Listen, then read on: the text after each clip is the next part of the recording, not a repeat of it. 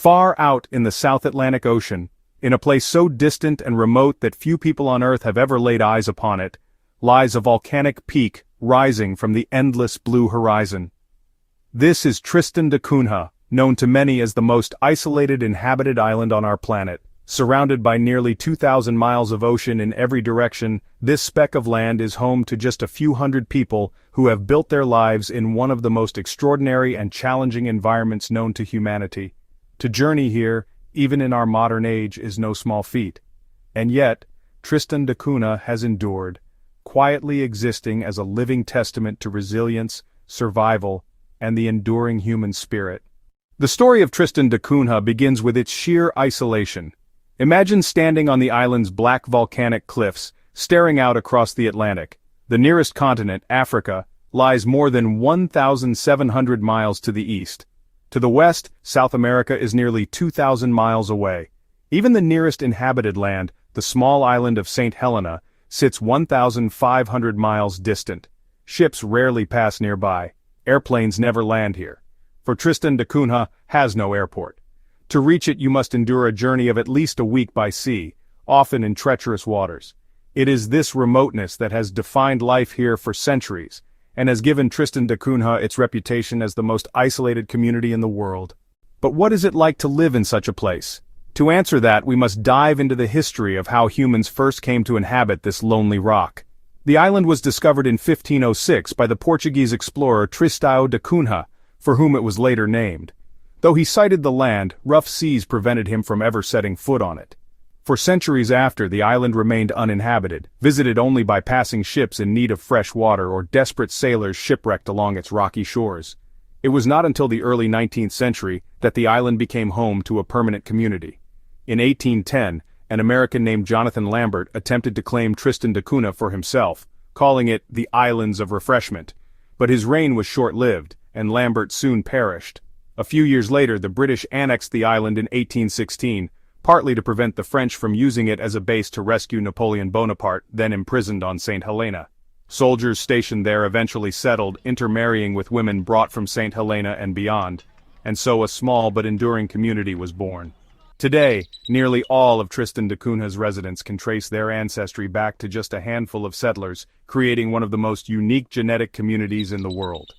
Life on Tristan da Cunha has always been dictated by isolation and the raw forces of nature. The island itself is dominated by Queen Mary's Peak, a massive stratovolcano rising 6,760 feet into the sky. Its steep slopes plunge directly into the ocean, leaving little room for settlement. The only inhabited area is a small flat patch of land along the coast, known as Edinburgh of the Seven Seas, often simply called the settlement. Here live roughly 250 people, in modest homes clustered together against the backdrop of the great volcano. Surrounding them is nothing but sea and sky. But while isolation may seem bleak, Tristan da Cunha is far from lifeless. Its ecosystems are home to an astonishing array of wildlife, much of it found nowhere else on Earth. Seabirds nest in the millions, turning the cliffs into living clouds of feathers and cries. The Tristan albatross, the rockhopper penguin, and the spectacled petrel are among the island's rare and remarkable species. Offshore, the surrounding waters teem with life, from southern right whales to seals and vast schools of fish. It is the island's marine bounty that has sustained its people for generations, particularly through the harvesting of crayfish, known locally as Tristan lobster. Still, survival here has never been easy. The islanders grow potatoes in small, stone-walled plots called the patches. But nearly everything else, food, fuel, clothing, medicine, must be imported by ship. And when ships are delayed, the islanders must make do with what they have. There is no luxury of convenience stores or endless supplies. Everything is rationed, recycled, and reused. This has created a community where resourcefulness is not just a virtue, but a necessity for life. Isolation also brings challenges when disaster strikes. In 1961, Tristan da Cunha was dramatically evacuated after its volcano erupted, spewing ash and lava dangerously close to the settlement. The island's residents were transported thousands of miles to the United Kingdom, where they spent 2 years adjusting to a radically different way of life. But remarkably, almost all chose to return. In 1963, they resettled their island, rebuilt their homes, and resumed their isolated existence. This decision to return to the edge of a volcano, rather than remain in the modern conveniences of England, speaks volumes about the deep connection the islanders feel for their home. Today, Edinburgh of the Seven Seas remains a place where everyone knows each other, where community ties are unbreakable, and where life moves to rhythms unknown to the rest of the world. There are no traffic jams here, only a single road winding through the settlement. There are no towering skyscrapers, just houses weathered by salt and storms. Electricity is limited, and internet access is minimal, often disrupted by weather or technical challenges. Yet for the islanders, this simplicity is not a burden but a way of life, cherished for its peace and sense of belonging. Visitors to Tristan da Cunha are exceedingly rare, and those who do arrive often describe it as stepping into another world. To stand on its shores is to experience a silence broken only by waves, wind, and the calls of seabirds.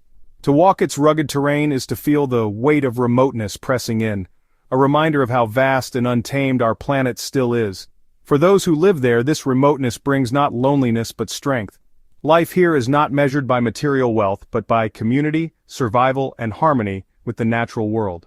And yet, Tristan da Cunha is not frozen in time. Modern technology has made some inroads. Satellite communications allow for limited internet, enabling the islanders to connect, if briefly, with the outside world. Ships bring supplies and carry away lobster exports that support the island's economy. Education and healthcare, though limited, are supported by both local efforts and assistance from abroad. Still, the spirit of self-reliance endures. In a world where so many are connected every second, Tristan da Cunha remains defiantly independent, its people proud of their way of life. What then does Tristan da Cunha teach us? Perhaps it is that isolation does not have to mean despair. That life, even on the edge of the world, can flourish if people are willing to work together, adapt, and embrace their environment. It teaches us the value of simplicity, of resilience, and of holding on to traditions in the face of change. It shows us that even in the age of global connection, there remain places where the human spirit is tested not by noise and chaos, but by silence, distance, and the raw forces of nature. Tristan da Cunha may be small, but it holds a story far larger than itself. It is the story of discovery, survival, endurance, and identity. A story of a people who chose to make the most isolated island on Earth their home, and who continue to thrive in a place where most would not dare to live. To journey to Tristan da Cunha is to journey not just to the end of the earth, but to the heart of what it means to be human, to belong, to endure, and to find meaning in even the most unlikely of places. And so, as the waves crash endlessly against its volcanic cliffs, and the seabirds wheel above in the vast Atlantic sky, Tristan da Cunha remains, remote, resilient, and remarkable. The most isolated island in the world, and one of humanity's most extraordinary homes.